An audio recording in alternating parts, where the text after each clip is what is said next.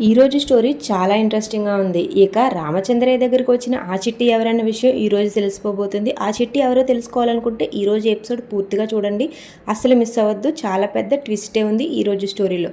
అంతకంటే ముందు మన ఛానల్ సబ్స్క్రైబ్ చేసుకుని బెల్ ఐకాన్ని ఆన్లో పెట్టుకోండి. నేను ఇలాగే డైలీ ఉదయం ఈవినింగ్ ఏం జరగబోతుందో సీరియల్లో మార్నింగే అప్లోడ్ చేసేస్తాను. మీరు టీవీలో కంటే ముందుగానే మన ఛానల్లో ఏం జరుగుతుందన్న విషయం తెలిసేసుకోవచ్చు.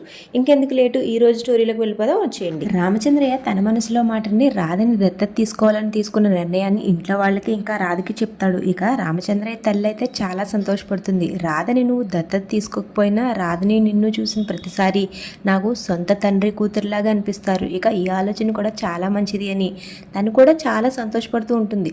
ఇంతలో దమయంతి ఇలా అంటుంది, ఆయన ఇప్పటికిప్పుడు మీకు రాధని దత్తత తీసుకోవాలన్న ఆలోచన ఎందుకు వచ్చింది బావగారు అని అడుగుతుంది. దానికి 7 వారాల నగలు తీసుకోవడానికి రాధకి అర్హత లేదన్నావు కదా, అందుకే నేను రాధను దత్తత తీసుకోవాలన్న ఆలోచన వచ్చింది అని చెప్తాడు. దానికి మన హీరో విక్రమ్ కృష్ణ కూడా ప్రతి ఆలోచనని ఆచరణలో పెట్టవలసిన అవసరం కూడా లేదు కదా మావయ్య అని అంటాడు.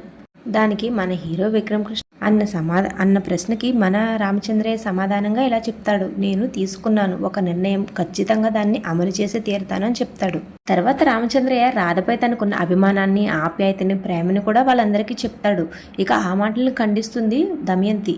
అయినా మీరు ఎన్ని చెప్పినా రాధని దత్తత తీసుకోవాలని నిర్ణయం సరైనది కాదని చెప్తుంది. దమయంతి మాటలకైతే రామచంద్రయ్య దమయంతికి నోరు మూసుకుపోయేలాగా సమాధానం చెప్తాడు. రాధ దత్తత తీసుకున్నా తీసుకోకపోయినా కూడా నా కూతురే, అయినా నీలాంటి వాళ్ళ నోరు మోయించాలంటే రాధని నేను దత్తత తీసుకునే తీరుతాను అని ఖచ్చితంగా కరాఖండిగా మొహం మీదే చెప్పేస్తాడు దమయంతికి మన రామచంద్రయ్య. ఇక్కడే మన హీరో విక్రమ్ కృష్ణకైతే ఒక డౌట్ వస్తుంది.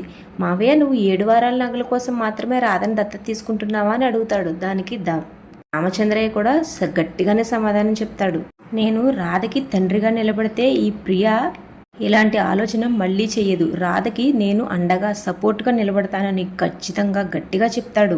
ఇంకా మన రామచంద్రయ్య చాలా మాటలే అంటాడు, కాకపోతే వీడియో లెంత్ ఎక్కువైపోతుందని కొంచెం షార్ట్ చేసి చెప్తున్నాను, ఇంపార్టెంట్ విషయాలు మాత్రమే చెప్తాను ఎప్పట్లాగే యాజ్ యూజువల్.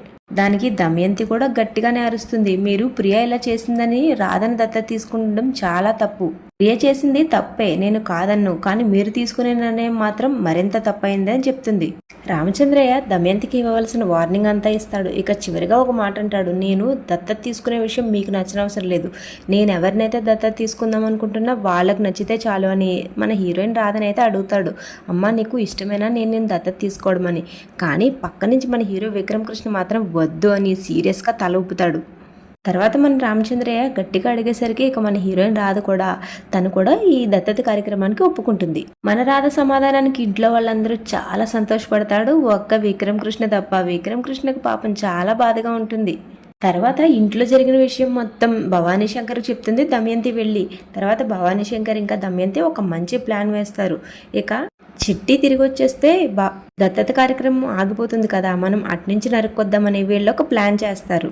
తర్వాత మన హీరో విక్రమ్ కృష్ణ రాధ దగ్గరికి వచ్చి రాధతో మాట్లాడతాడు. ఇక వీళ్ళిద్దరి మధ్య కొంచెం సంభాషణ జరుగుతుంది. తర్వాత కాస్త గొడవ కూడా జరుగుతుంది. ఆ గొడవలో వీళ్ళు ముఖ్యంగా ఏం మాట్లాడుకున్నారో చెప్పేస్తాను వినేయండి. ఆ గొడవలో రాధ ఖచ్చితంగా తెగేసి చెప్పేస్తుంది, నాకు నువ్వే ముఖ్యమని.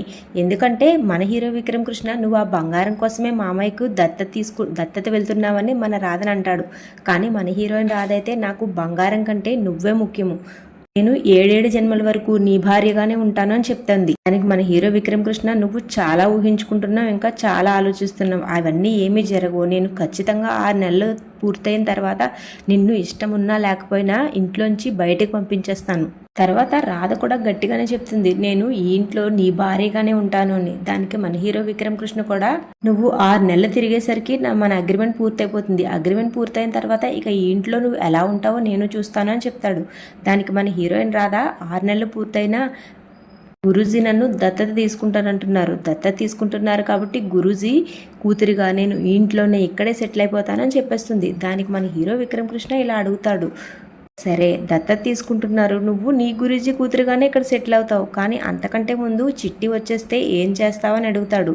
పాపం ఆ మాటకు సమాధానం మన హీరోయిన్ రాధ దగ్గర ఉండదు. తర్వాత దమయంతి ఇంకా భవానీ శంకర్ కారులో బయలుదేరతారు దొంగ చిట్టి కోసం.